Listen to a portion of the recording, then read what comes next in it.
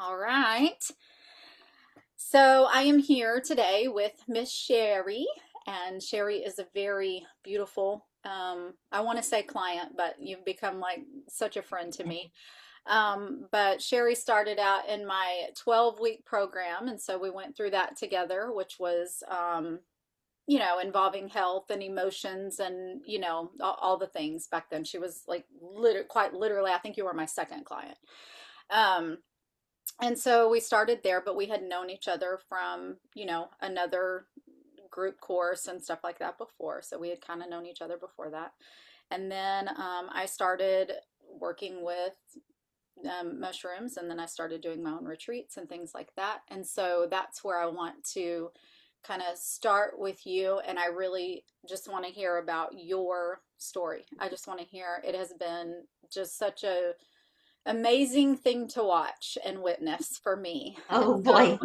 I can only imagine what it feels like for you, just, based on my own experience with everything. And so I just want to hear about you. So I'm just going to kind of ask you some questions to lead along the way, but then you just say whatever you feel like saying. Okay. Okay. Okay. So I just want you to, you know, tell us a little bit about just about yourself and what life was like Okay. before you started doing the work, and however you want to do it, like what life was like before you started kind of doing digging into any of this work, and then kind of where you were prior to going into the retreat. Okay. Well, growing up, I it seems like I came from like the best. Um, we never had to want for anything. I was a competitive roller skater. Our parents were very involved. Um, you know, they did their best, and dad was at work, mom raised us, and then the whole skating thing. Yeah, we were competitive roller skaters and gone all the time. Um, you know, and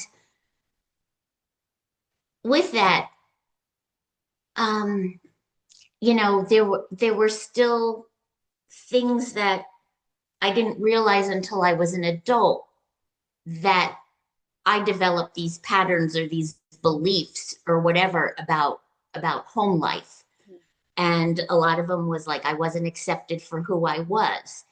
And I really didn't want to do this interview until I could do it like without blaming anybody because there's no blame. There's Mm-hmm. no blame. I made a lot of mistakes with my kids. We just do what we do and love them and we're all flawed in a way. So, the beliefs that really started coming up in the last, I would say probably 15 years because I had to leave work.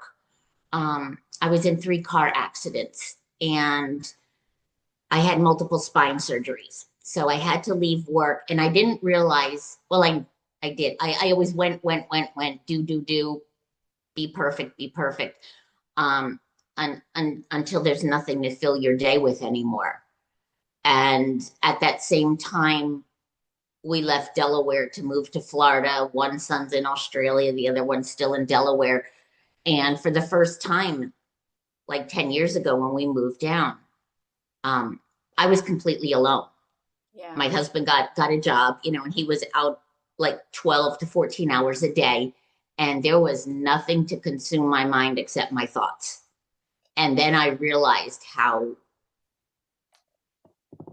incredibly, I guess, hurt, damaged, um, not healthy, because even with everything that we had, like in Delaware and stuff like that with our boys, and we had my dream house and all this other stuff. And even though we had all this, there was something still underneath it, like something's not right. I'm not happy. I just couldn't relax. Yeah. Like there was just nothing that could really, I could have these highs, but then I'd always come back to some kind of anxiety and this low-lying depression. I could never really understand why. And then, the last 10 years have been, kind of pure hell, or they were. Yeah. And I remember being on the couch one day and I was in a lot of pain back then from my spine. And I remember thinking, well, either I'm going to end it or I've got to do something. Like I can't keep living in just existing from day to day. Yeah. And so I decided to look up like group coaching. I really had no idea what that was, but that was my first time to do group coaching things. And that led to all the programs and following Dr. Joe Dispenza and Louise Hay and Dr. Wayne Dyer and, finding the groups we found and me finding you. And yeah. And so I thought I was doing okay. I was making progress. I still had a lot of anxiety. I still had like low-lying depression. Um, I was making some progress. Community is very important. So I made friends in the community and things like that. But nothing really came out as this is it. This is really, really, really enhancing my life. Like I could really take something and dig into it and have excitement for my future. Mm. It was more like I worried about my future. So you Um, still felt and something underneath, yeah, like yeah, some there was, like surface relief in a sense, but something still underneath. oh, totally. Something Yeah. still Okay. like really in my body, in my mind. I just, it was exhausting. Yeah. And then 2 years ago, it'll be April of 24. I had to go into the hospital because of routine blood work that looked way off, I guess, because my doctor's office called me and said, get to the hospital immediately. Mm. And so I had no idea why I was going. Long story short, I was in there a week and was diagnosed with multiple myeloma, which is bone marrow cancer. And nothing, nothing could have prepared me for that.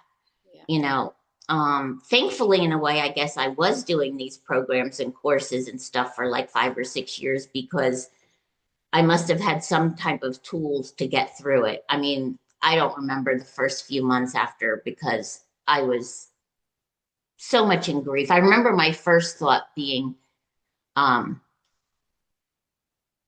wow, I've done all this work on myself and this is the thanks I get, Hmm. you know? And then once I kind of like moved a little bit beyond that, I was like, something is still really wrong. For me to have this in my body, there's something I'm doing that's making my cells not produce healthy cells. Hmm. So I had enough knowledge to know that there's something still inside me that's not right that produced this major diagnosis. And that's when I was like, I really have to like,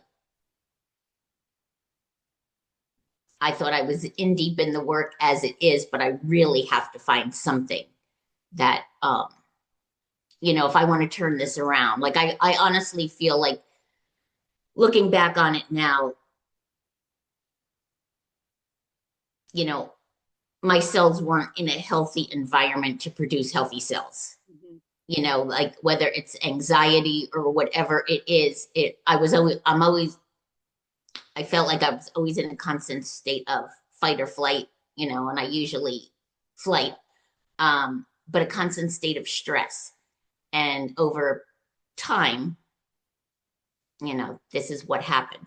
So I thought, well, if I created it, I feel like I can uncreate it too. Yeah.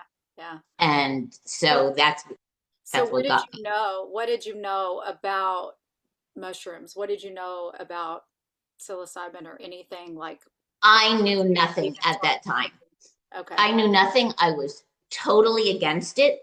I mean, totally against it. Yeah. Yeah. And I thought, it just had like a real stigma, and I had that stigma, Mm. with it. Um, And then,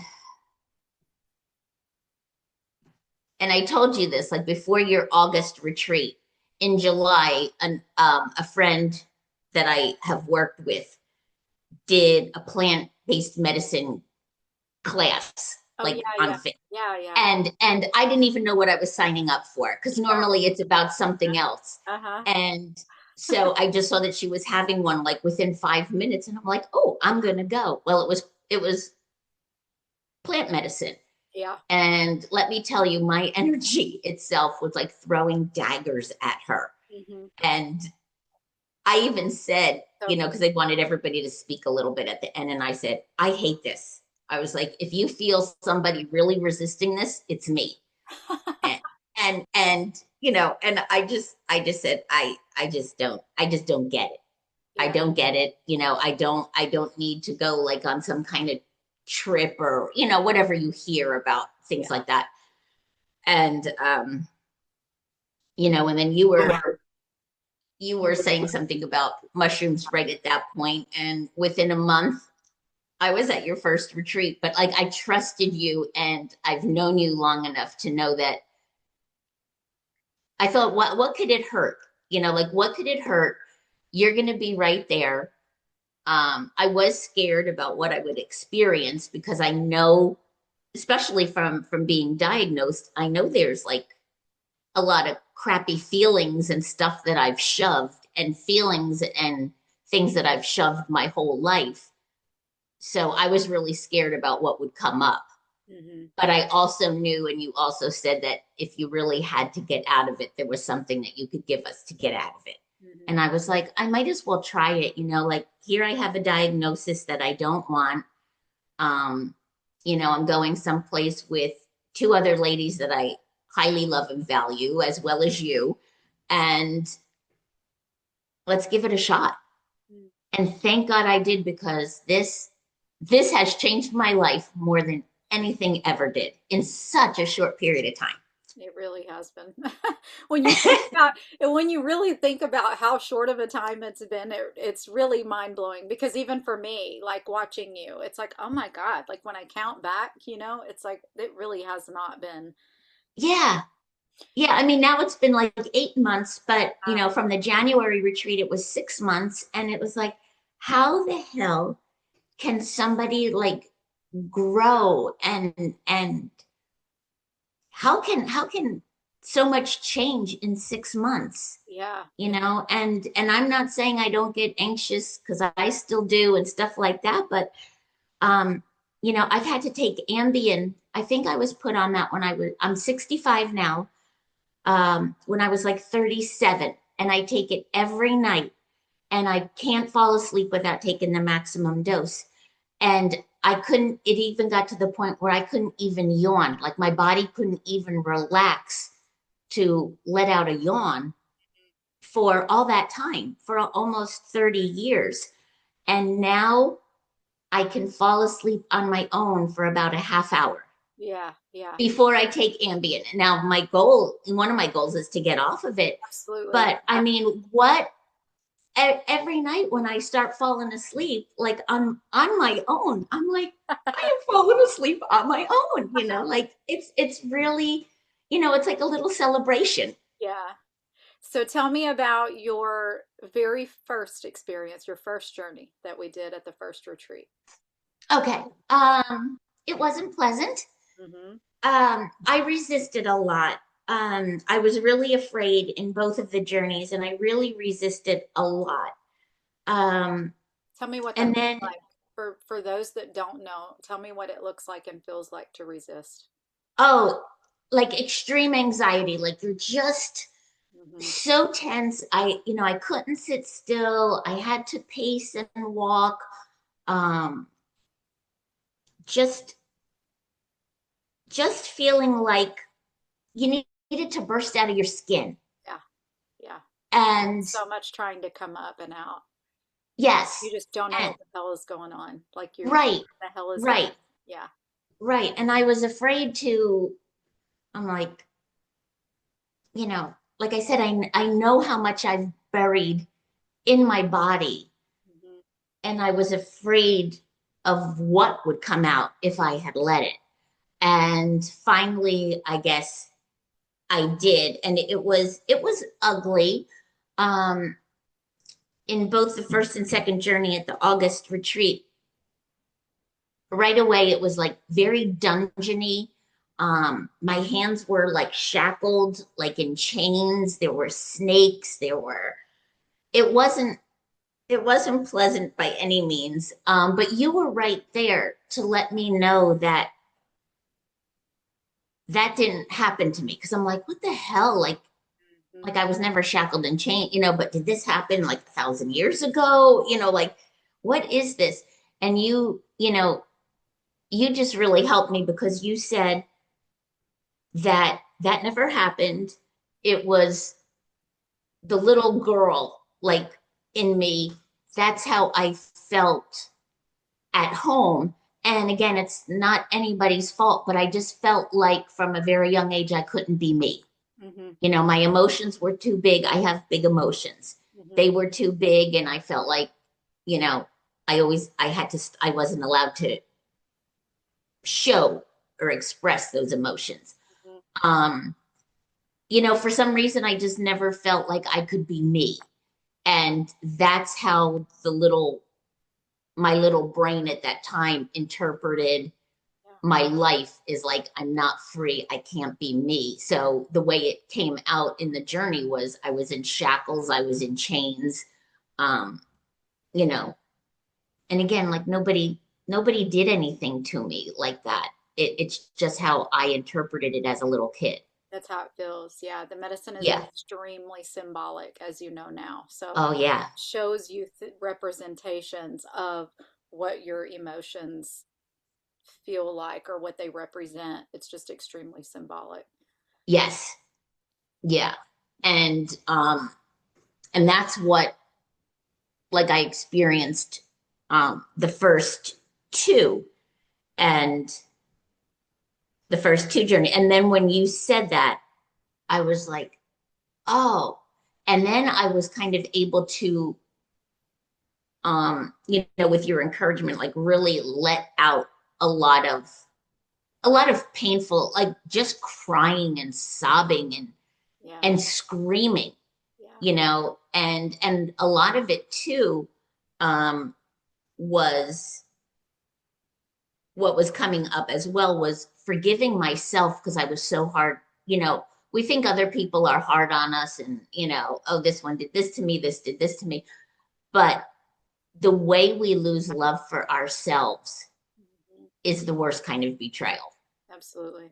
And that was coming up. And I was starting to get at the end of that first retreat and the journeys was after I went through because the pain and the screaming and the crying and the sobbing lasted for hours. Hmm. But man, did it feel good when it came out. I was like, I felt The pain. free. I felt unclogged, Yeah. and I finally started feeling like I remember like laying there and sobbing and just saying, I'm so sorry, Sherri. I'm so sorry, body. And because you know, nobody's doing anything to me anymore. It's just the stories in my mind that just kept replaying. Like one of my big stories is I deserve to be punished. I don't know why I have that story. If I'm not perfect, I find ways to punish myself. And a lot of time it was eating disorders for decades, Yeah. and just things that I did to my body, things that I say to myself. I'd never say to my grandkids or anybody, Yeah. and yet that's the repeating pattern. So I started learning at the end of that journey after I got all that out to have start having compassion for myself. And it was the beginning of healing me and being accepting of me, especially when I don't want to be. When things are going great, it's easy to be like, oh, life is Yeah. Yeah. wonderful. Yeah. Yeah. But when Mhm. something crappy happens or I don't know, then it's hard. Then those voices and those patterns want to repeat. And it really takes a lot to be like, no, it's okay. I'm here for you now. Like being the parent and being a little kid all at the same time. Yeah. So tell me kind of about your next two journeys and retreats. Well, this is great because this is the beginning of the healing of my entire lineage. And oh, it's just great. I do have to say something about my sister, Okay. only because it was a huge part. And again, no blame. It Yeah. just what was. Yeah, the dynamics. Yes. Yeah. Um,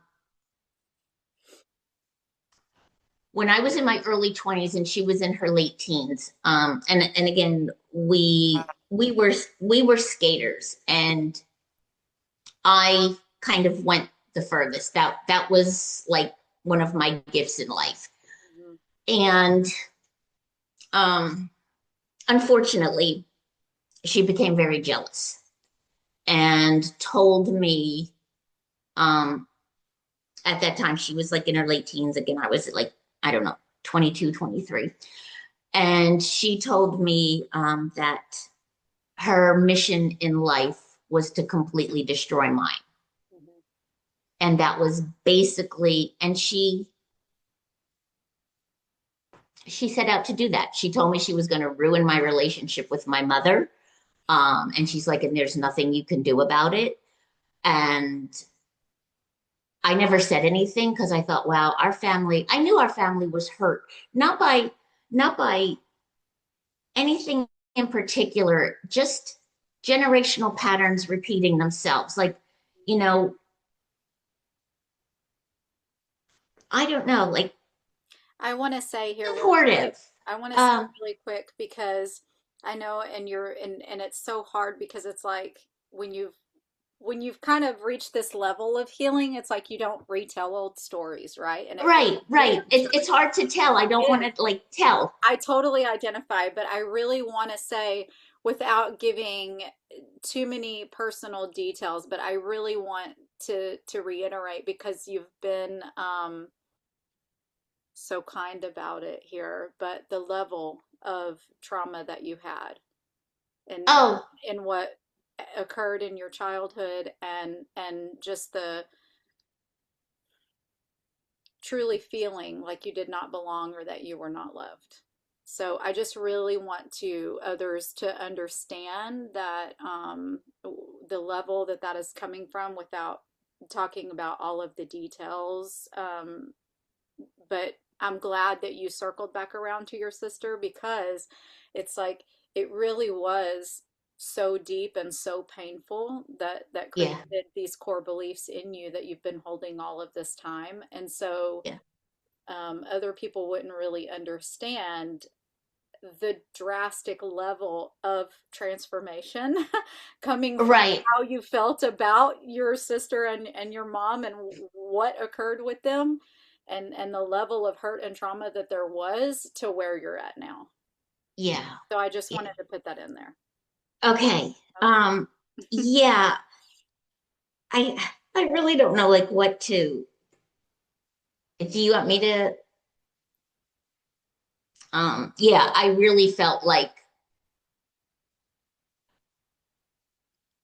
in my family like I was all alone. Yeah. You know, I I felt unaccepted, invisible.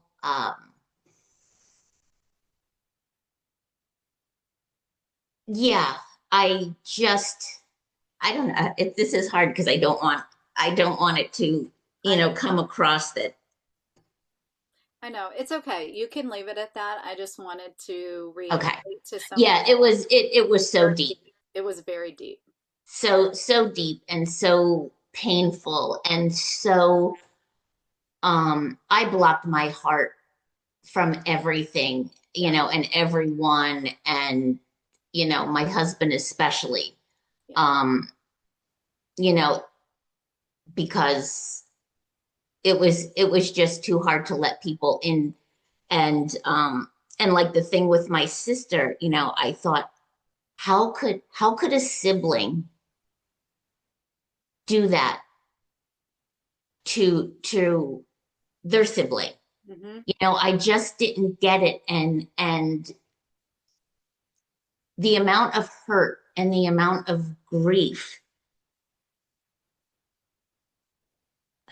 you know, I swear you know, that these unresolved things is why I have myeloma.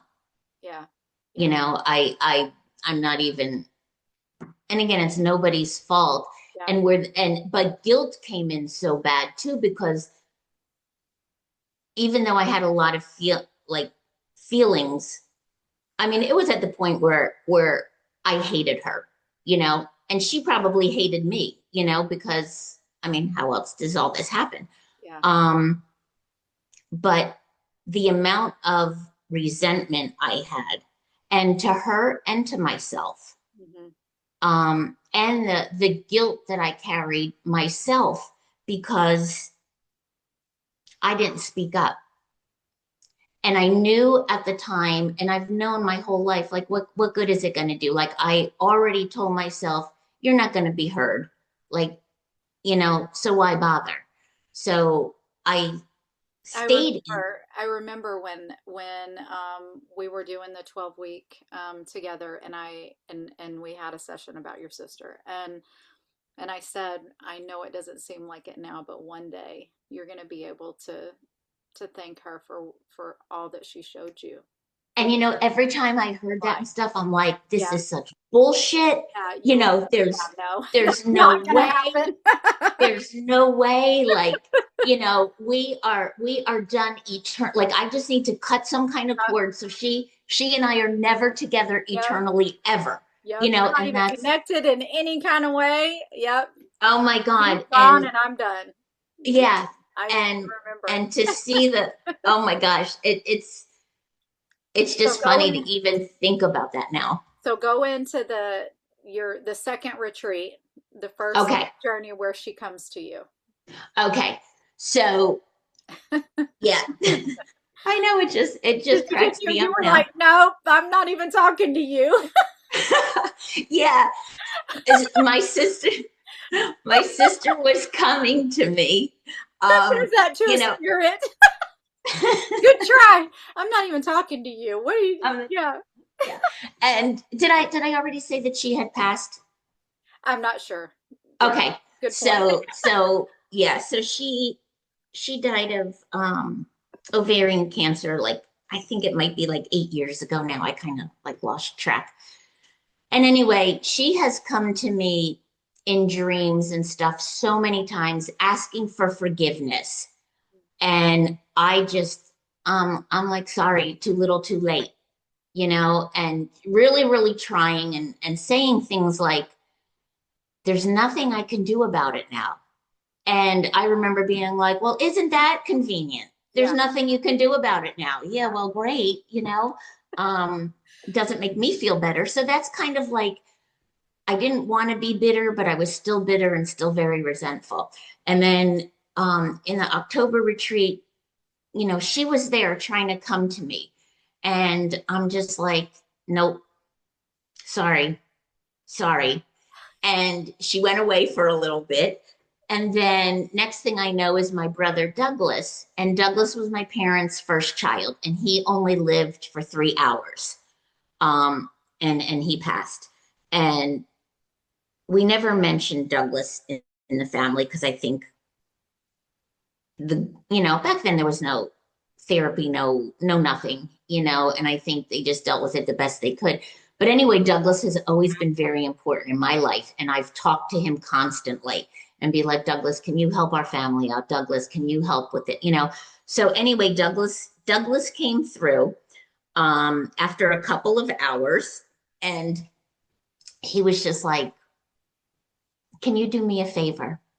And I'm like, and he's like, you love me, right? And I was like, I love you. And he goes, and you trust me, right?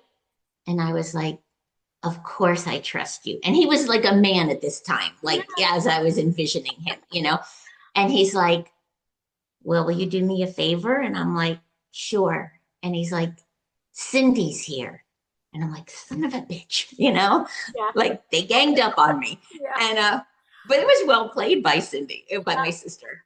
Um, and he's like, she wants to talk to you, and please listen to what she has to say. And I was like, okay. And right there, the tears started. And she came and said everything I ever wanted to hear. She's like, I am so sorry. I was so jealous of you. You know, everything I did was wrong. Um, like just unbelievably apologetic. And we were in our old bedroom that we shared. That's where this took place. Our old bedroom that we shared as kids. She was in her maid of honor dress from my wedding. Like it was just like so bizarre.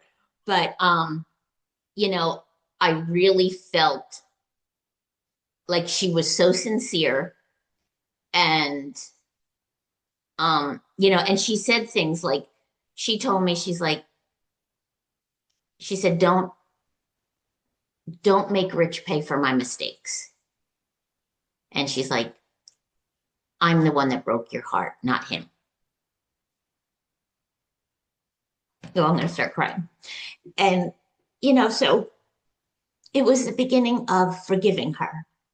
And I really did. Like, we really bonded, like as sisters, as I always wanted, On a to bond. on a soul. Yeah. Yeah. We bonded. It was soul to soul. Yeah. Like, it was like whatever happened is being erased. And it was the most beautiful thing. It's what I've wanted like my whole life with her. Yeah. And and she was like right here on my left shoulder, and Douglas is right here on my right shoulder. And I just felt the love. And we stayed there. I mean, we stayed there for like 6 hours, Yeah. like just talking and just hugging. And I remember you asking me if I wanted dinner or something like that. And I was like, no, I just want to stay here and talk to my sister. Yeah. Like it was the first, like, good sisterly intense talk we've ever had. And it was like the most beautiful thing. It is beautiful. And and that was the beginning of like healing our family, because once we um like I made sure I stayed there and made sure that like Cindy and I were completely solid, and our souls like got this. And Douglas was there like helping, and he was such a big part of it. And then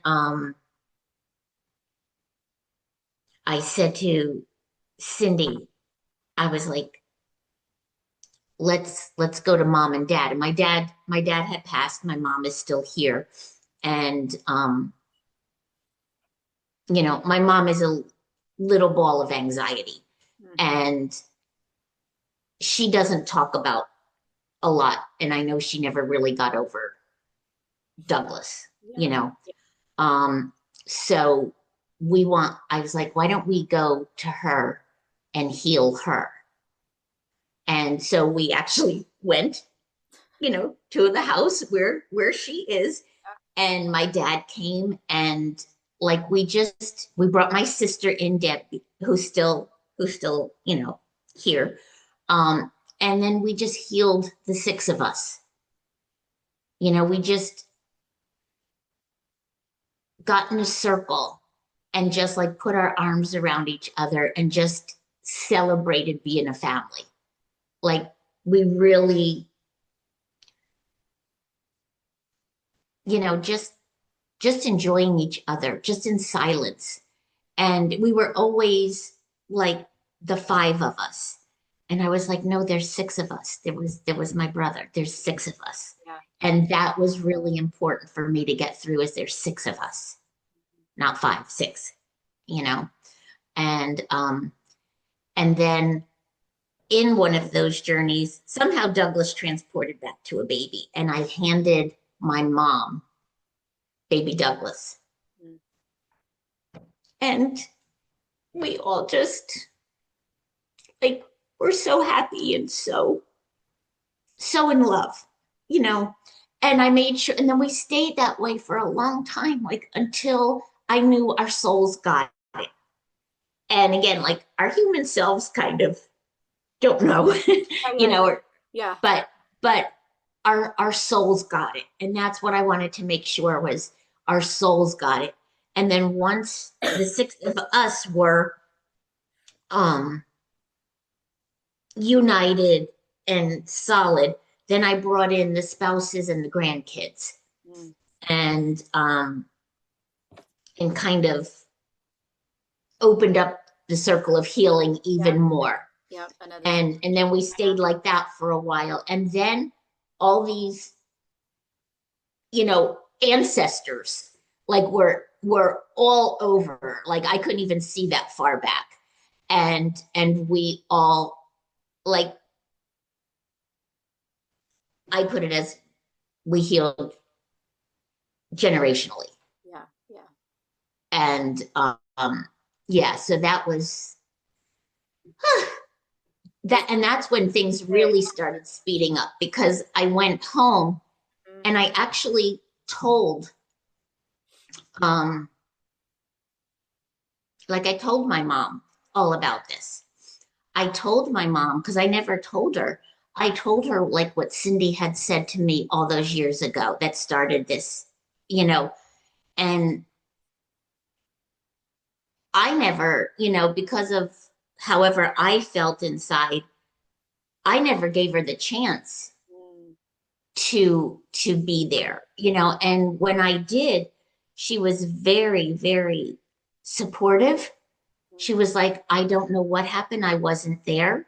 And I was like, no, I get it. So she's like, I think it's best if I don't say anything because, you know, and I was like, I get it. But she's like, the only thing I can say is I love you, you know? And she knew a totally different person than what I knew. And again, I'm not, you know, so I get it, you know, I get it. But I'm telling her, you know, I'm just like, but we're healing. Cindy and I are healing, you know, and that's the most important thing is that we're healing, you know, and it doesn't matter what happened. Like that was the part of October.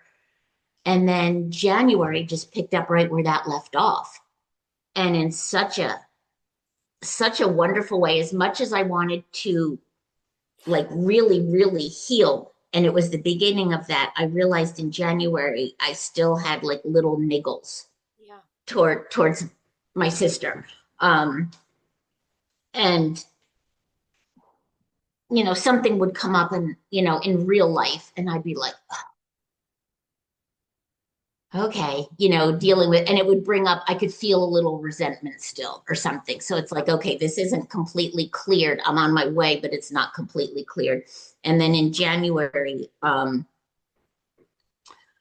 Cindy, well, I'm just gonna say my brother and sister. My brother and sister came through again, like right away.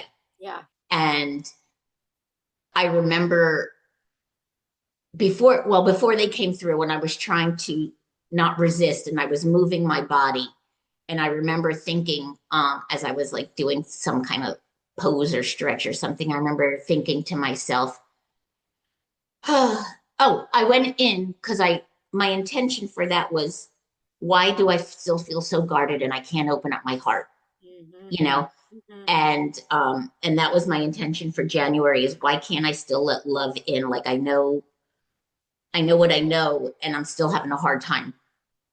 And so as I was trying to get the medicine to move and to work, I remember thinking to myself, oh, just help me through this so I can love myself.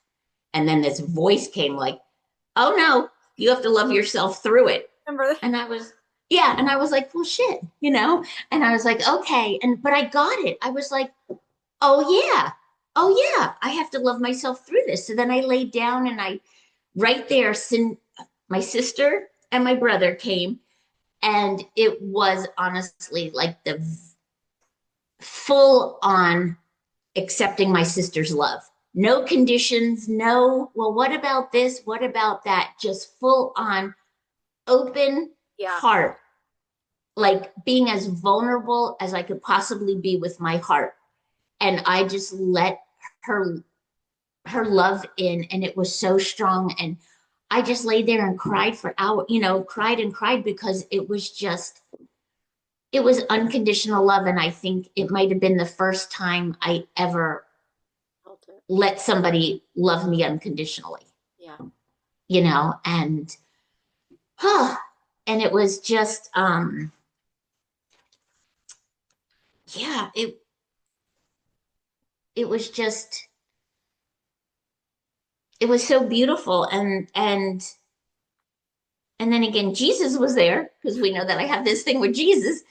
And so I'm laying there crying, and I'm just like, oh. And when I was letting Cindy's love in, then it was like, oh, all the stories are gone. Like they're gone. Like I don't have to relive, her telling me this, or doing this, or saying this, and like the stories are just gone.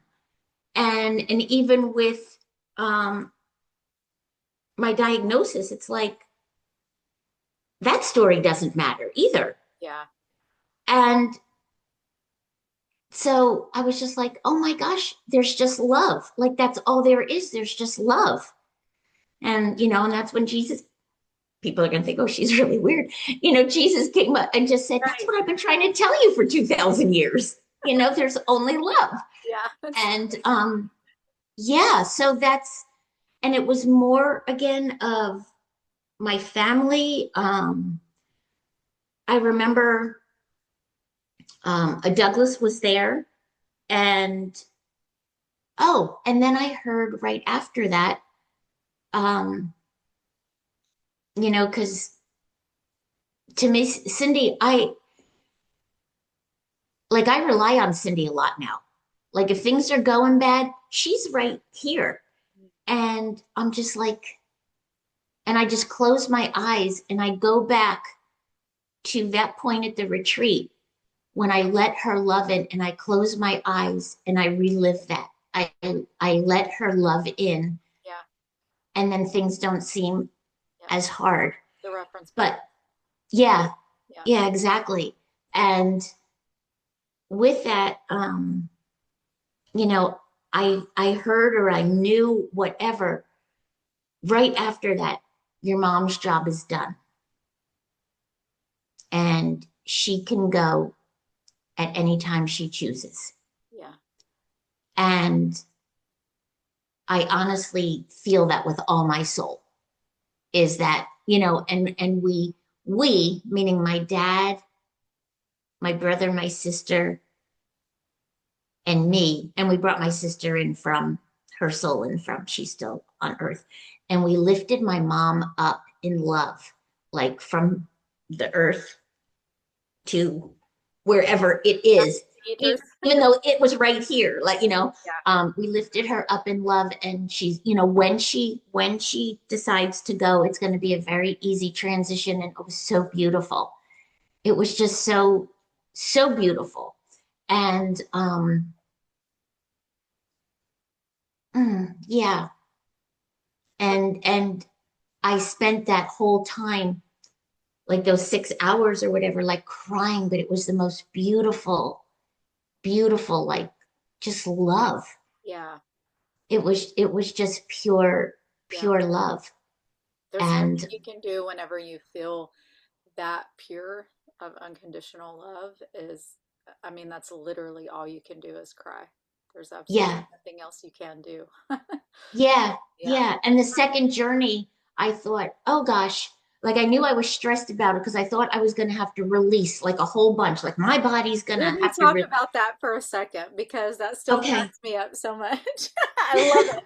So we talk about with the medicine, we talk about somatic releases, and like I have really intense somatic releases too, and so it is a thing. Some people do, and some people don't, right? And but you had been in several journeys now under your belt, and so you're like, okay, this shit is coming out of my body. Like whatever's held in my nervous system, whatever needs to be purged is coming out, right? I have to tell you guys, she set her space up. She had a towel down. I mean, she thought like I might throw up. Like we didn't know we were gonna have diarrhea, throw up. I mean, whatever was gonna happen, she was prepared for. I mean, she was in it to win it, and she's like, whatever's coming up and out, it's coming up and out. So I have to say, like, you were prepared to, however ugly it got, you were like, just get this out of me. I was. I still to this day laugh about this because this is a prime example of the medicine. This is a prime example of you always get what you need. Every Yeah, single time you get what I have said this like on repeat. Every single time you get what you need, but it will never look the way that you think it's going to look. totally not.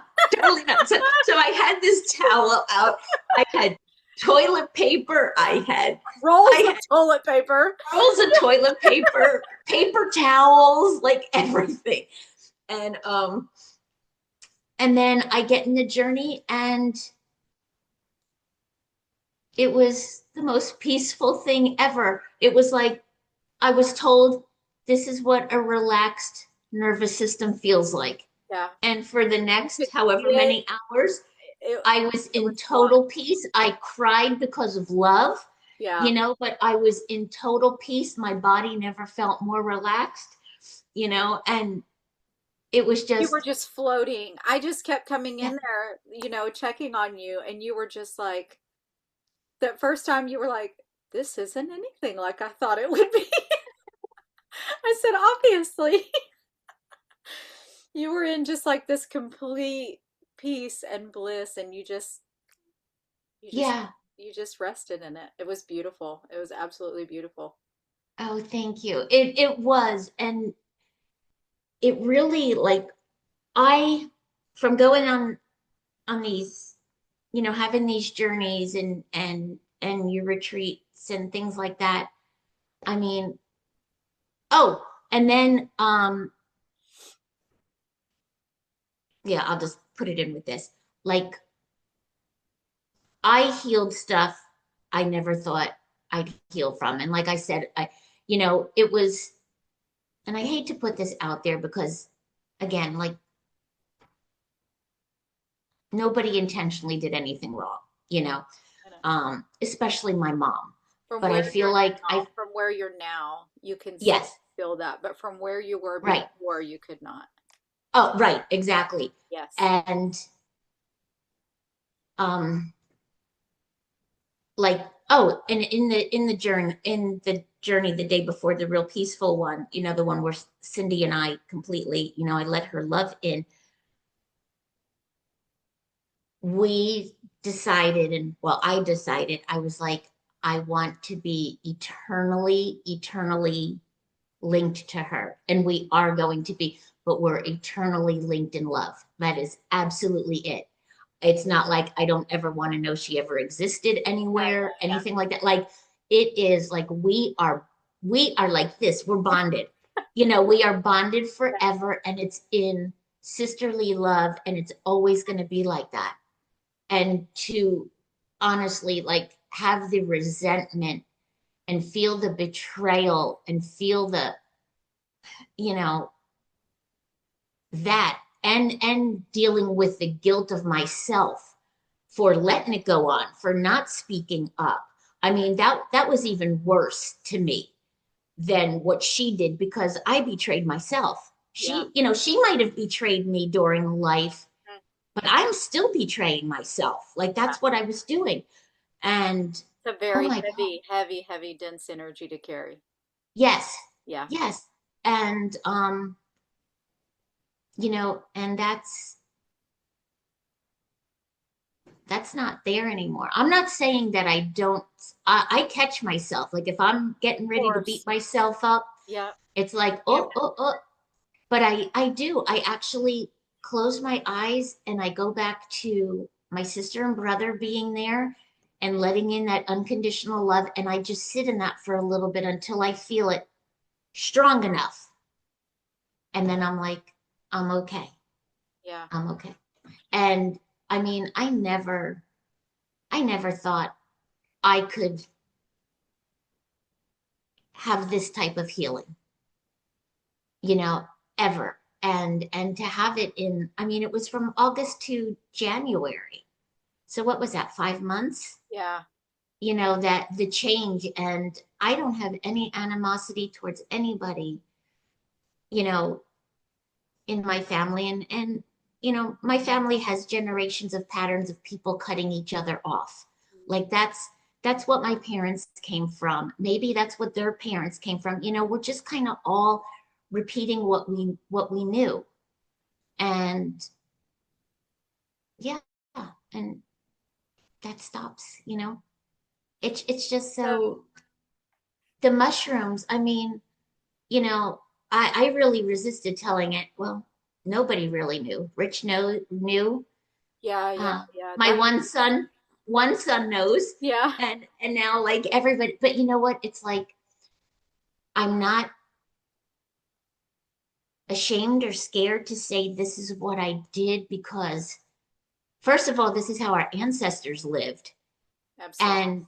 and you know, I mean that was so many years ago, and now that we don't do this stuff and we have chemicals that we're taking, and you know, I'm on a few of them, I've got a lot of medicines. Like look at the disease and stuff, look, you know, in our bodies now compared to, you know, when they were doing this stuff. So I thought, what do I have to lose? Like again, like I trusted you. I trusted that if I had to get out of something, I could, you know, I would be able to get out of it. But if my coming out can can influence anybody. I mean, it's been, you know, it was 5 months and I went from a lifetime of, you know, feeling like the victim, you know, and having all these hurts Yeah. stored away that I had no idea what to do with. They were so big. They Hmm. were so big. And I couldn't grasp it. It was too big, Yeah. you know? So tell me how, let's talk about really quick how you feel now physically and where you're at with your cancer. As far as I know, I'm doing really well. I did have a bone marrow biopsy um, in November, so I had already been to your two retreats, and things were starting to already, you know, really heal in my body and heal in my mind. Mm. And I knew there was hope, I guess, for lack of a better word, that I would go even further and I would heal Yeah. even Well, more. Um, and in my bone marrow biopsy, I got the results back when I was diagnosed in April of 2024. Out of a million cells, 262,000 of them were affected by myeloma. So that was a pretty high percentage. Um, Now, out of a million cells, I have three that are affected. So is that wild? it is wild. So between, you know, and I do, you know, I am very grateful for the Western medicine in That's, this aspect of my life. And I know I wouldn't be where I am in the progress of that had it not been yeah. for, you Yeah. know, Hmm. for the mushrooms and doing these journeys. Yeah. So tell me now how you feel emotionally. Like I know you said on a day-to-day basis, like obviously we're human, right? We get tripped up. We have to remind ourselves. But one of the main things that we talk about in integration, which is after the retreats, after the journeys, and we have integration calls, and we talk about it at the retreat too. Integration is how to apply what you experienced, what you learned. Sorry, my dog. All of the things in the journey, how you apply that into your day to day life. That is integration. How do I Right. integrate my experience and what happened within this journey and what I learned into my, how do I take that into my day to day life? Because that is the work, right? When you're in Right. the journey, you have the medicine taking you and guiding you, right? When you're outside the journey in your day-to-day life, we don't have the medicine guiding us. It's all on us. And so that's what integration is. And so I talk about with you guys about the reference point, which is what you were just talking about. And so really that's what it is it's I now have a reference point to go back Yes. to. When I have these experiences and I have these feelings and I have these healings or this unconditional love or this bliss or peace or whatever it is, I have a new set point. I have a new reference point. And so, in those times in my day to day life, whenever I'm going through this, I have that now to go back to say, this doesn't align. I know it can feel like this. So, Right. I want you to kind of explain that from your perspective and kind of how you feel emotionally now, and then and kind of how you integrate that. Okay. Emotionally, I'm doing a lot better. I don't feel like I have that low level depressive state. And I still have anxiety, but not all the time and not to the level it used to be. And I really watch myself all throughout the day. Um, and I should add that I I don't work. Um, I have a lot of time, to myself, which isn't always like the best thing. Yeah. But in that, I'm writing a book. I am writing a book Yep. about all of this. And again, I didn't want to write a book. I've known that I was going to for years, but I was never in the place to because I was still in a blaming situation. Like I didn't know how to express um, how I felt as a kid or the patterns that I have from growing up, how I, you know, like just how I felt um like not good enough and not heard Yeah. and all that. And how do I relay my stories with my sister without really placing a lot of blame on her, you know? And now, oh, and then in the rich, like in the journey too, I forgot to mention that after all of that, like I was so I said to my sister, I was like, I'm so grateful. And with my mom, and again, you know, what came up was like I was speaking to her in my journey, and I was like, I am honored to be your daughter. Like I'm really honored to be your daughter. And I don't think we've ever had that relationship where I could say that and mean it, Mm. nor she about me. Like there was always some Yeah. kind of like Yeah. tension between us. And Hmm. not that she didn't love me, but I don't know, something was there, something was there. And I remember saying in my journey that out of anybody in the entire world, like I choose her to be my mother. And really meant it. Yeah. And when we talk about integration, and I really mean it with my sister, like, thank you, thank you, thank you. My soul and my human grew so much. Like, I couldn't have learned how to be vulnerable and open up and lead with an open heart, which is what I'm really working on now. Talking about integration is I could feel myself close off, like, especially around my husband, for no reason, and it's just like, relax, remember that reference point, lead with an open heart, even though you're vulnerable.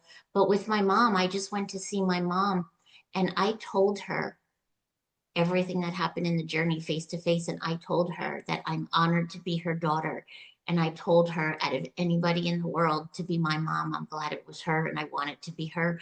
And we just both cried and cried, but it was so beautiful, and I went there and, to help her out, because there's stuff to take care of, Yeah.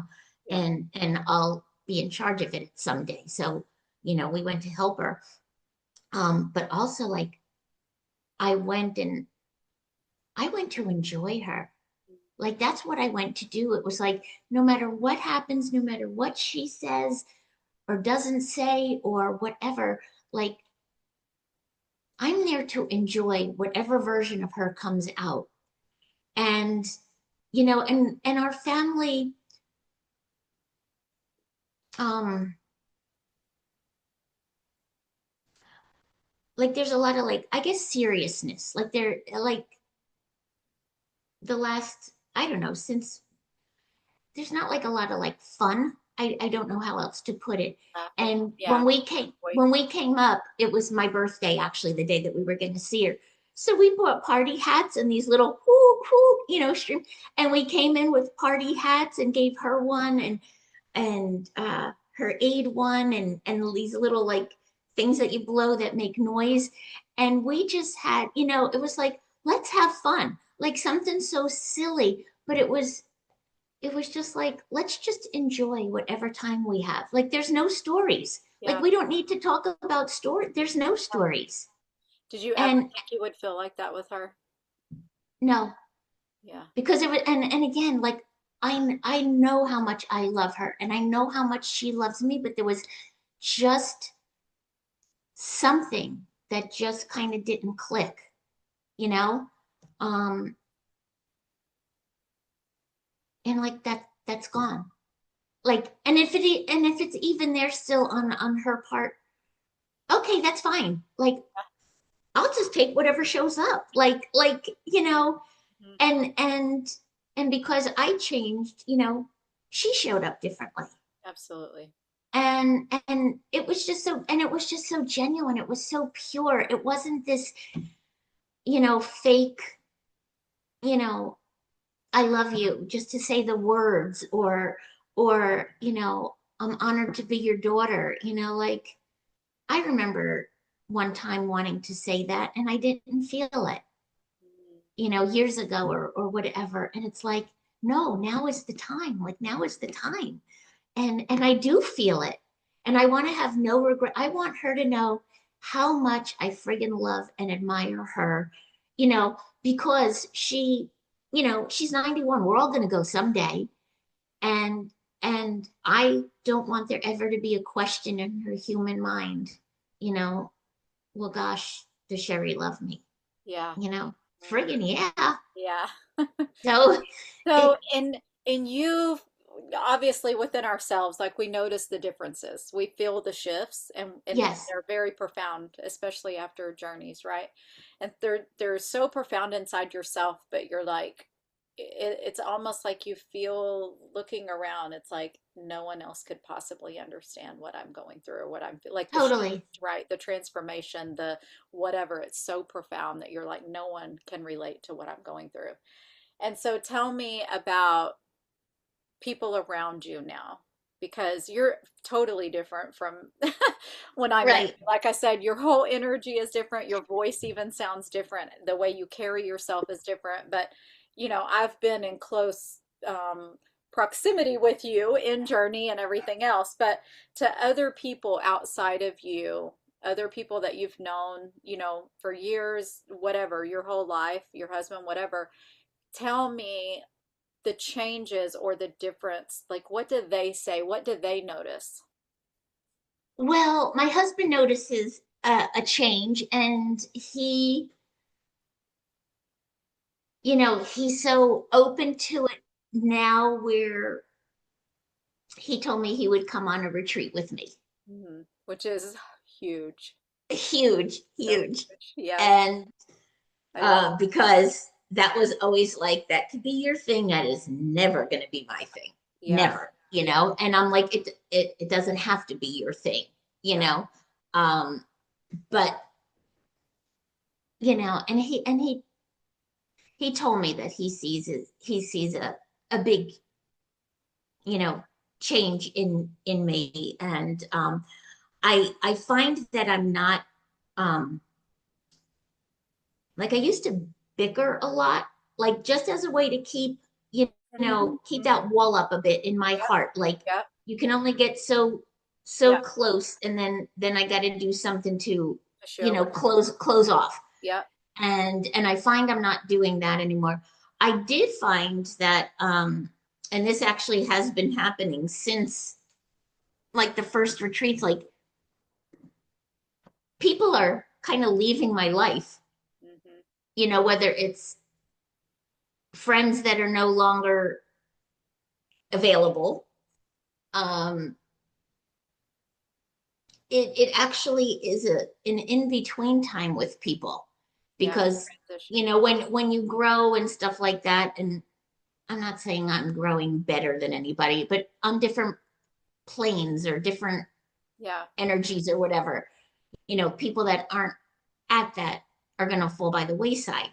Yeah. And that has happened a lot over these last, several. So I'm kind of like in that limbo, knowing that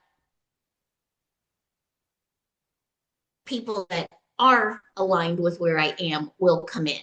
Hmm. So it has been kind of, I don't want to say lonely, but there hasn't been that much like interaction with people. Yeah, because we become far less, Shane and I just had this conversation. We become far less able to handle, for lack of a better word, superficial That's it. fake Yes, relationships. Like when you go to such deep, pure levels like that at a soul level, it becomes much harder to interact on a superficial level. It becomes almost total. impossible. Yes, Yeah. yes, totally. And I find that I don't have a big tolerance for that. Yeah. Or I don't have a big tolerance for people complaining, Mm. and a lot of it is just silly stuff, Yeah. whether it's something that happened in traffic or I like, Trivial. right. I crave like in-depth stuff. Like Yeah. I want that in-depth, soulful, Yeah. meaningful conversation. Like that's Yeah. what revs me up. Yeah. And So, so tell me what you would say to, other people watching, whether they watch the full video or some clips, but what would you say to, first of all, to someone that is considering working with mushrooms?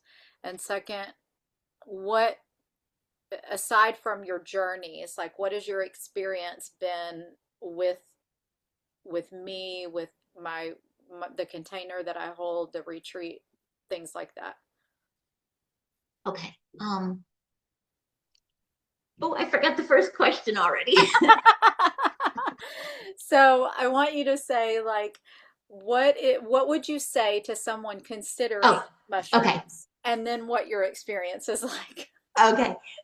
I would say if somebody considering it, I would say absolutely do it. I completely understand the hesitation. I completely understand the fear of it. Um,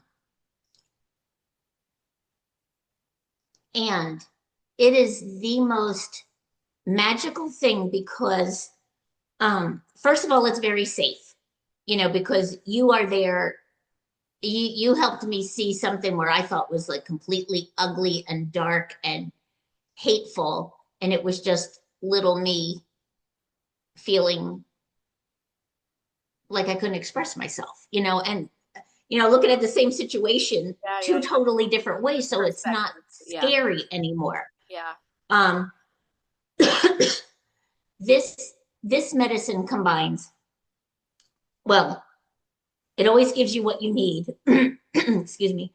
Along with getting anything out of your body that needs to go, and when it's coming out, it might not feel good. Like it might feel like you're screaming or you're crying really hard or something like that, but it passes and it feels so good on the other side. And that stuff isn't in your body. Like that's what's destroying your body.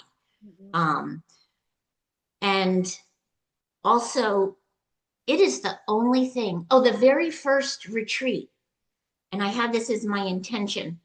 The very first retreat was, can my soul override my ego? Mm. And because my ego was so strong and so resistant, and, you know, I've done all the things and nothing has really worked or stayed or made a huge difference in my life. Mhm.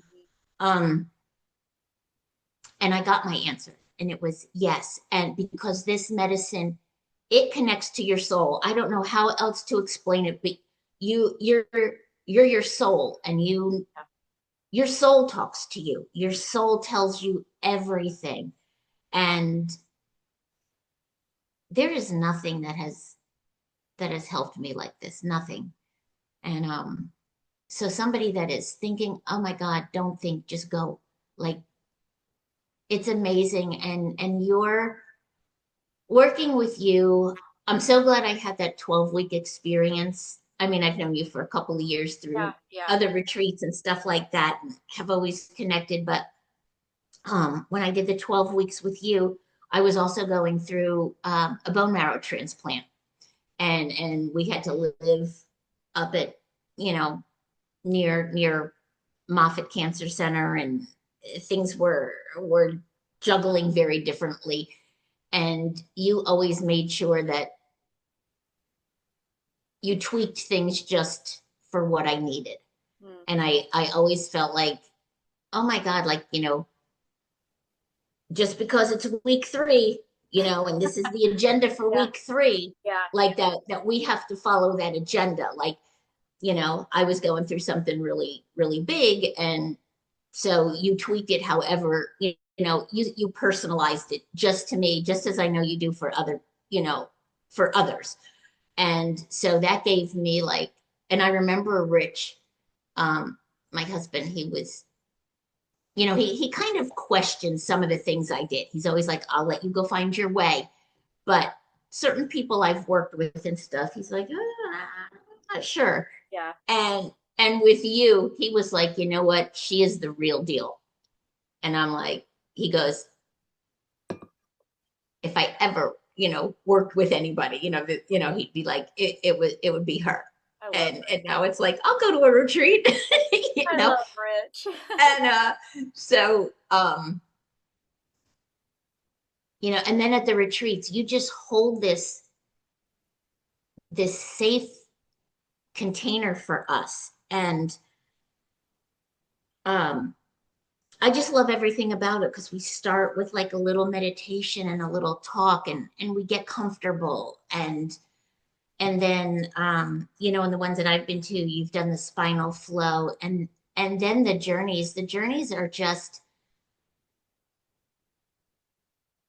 you seem to be you know it so intuitively, that I think that's one of the things that makes you so special in your retreats. And you have the medical background, and you are so intuitively strong to know exactly when somebody needs what, when. Mm. And and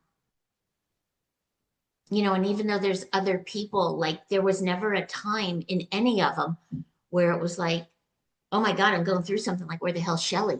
Like you're right there, and and just to hold that space. And then with Shane being there, and um he knows exactly like what we're all going through, and has that masculine energy about him, to where you know you kind of feel protected Mm. Yeah. with him being there. Yeah. And yet he's not there when he's not supposed to be there, or you know it's just, it's just like this great combination of safety, security, love, compassion. Yeah, it's just great. Thank you. Thank Thank you you. so much. Is there anything else that you would like to share that you can think of? Not that I can think of. Okay. Well, thank you, first of all, for being one of my first clients and letting me practice on you. And, second of all, just like I said, I mean, really and truly, the willingness to just, I mean, I have that in myself, because I reached that level too, and you know that. And I was like, Yeah. fuck this, whatever it takes. Like I'm in it. I don't care where it takes me. I don't care where I go. I'm going. I'm done. And I feel like that's a lot of the same place that you were in Yes. whenever you started this work. And so, as you know, like you and I have identified with so much of the same things, Right. and things that we were trying to heal and overcome have been so much the same. But like I said, it's so different whenever it's happening within yourself and you feel this transformation inside yourself, and you wonder if people outside of you can possibly understand or know how big it is or what it feels like. And so for me, that's what has been so amazing in watching you, is because I can see, I can feel, I do know, and Thank you. so it's just been absolutely beautiful watching you go through that. I mean, medicine journey time, yes, but I mean, the journey from the beginning to where you're at now, and in just in three retreats. And I don't know, like I'm just so blessed to be able to witness you. And so I just Oh, so thank appreciate you you. so much, and your trust with me and for me. And I just love you for that so much. Thank It's you. really, I love you thank too. you is not I even, so thank you is appreciate. not even enough. When I left the last retreat, when I left the January retreat, I remember hugging you and Shane and being like, how do I say thank you for giving me my life back? Oh, Like is how does I somebody get it like though. I get it. honestly there's no words to express what happened inside, Yeah, yeah, get it. and again, yes, every day I have to make a choice because I can, some days I can kind of be like, if something comes up. But it is really now, and I get it, it is my choice. I have what it takes inside. I have the freedom to choose to live my life in love, Mm, and in that, and not shrink back yeah. to those old, Mm. those old patterns and those old habits. Because what came up for you is what? There is only love. There is only love. That is right. I love it. That's a great place to end right there. That is. There is only love. Okay, Yes. well, I will be seeing you soon in April. I will. Yes, yes. I'll be seeing you soon. Okay, thank you so much, Sherri. All right. Thank you, Okay, Shelly. all right, Bye. bye.